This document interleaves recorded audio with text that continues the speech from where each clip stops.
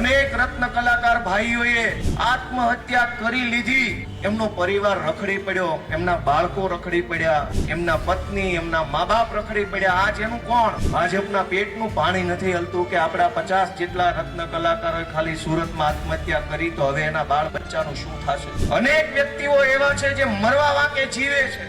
આજ મરું કાલ મરું, આજ મરું કાલ મરું, મરવા વાંકે જીવે છે. મરવાનું મન થાય પણ છોકરાનું મોઢું સામું દેખાય તો 2 દિવસ રોકાઈ જાય છે.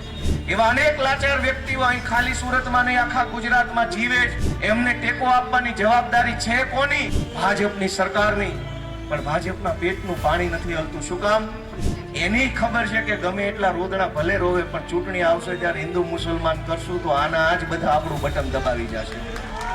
આના આજ બધા બટન દબાવવા આવવાના છે, ભલે રોવે. છેલ્લે તો આપણે પાકિસ્તાન મુસલમાન એવું કરી જશું, અમિત શાહ, મોદી, પાટીલ ને 4-5 જણા ચોંટશે ઊંધા માથે.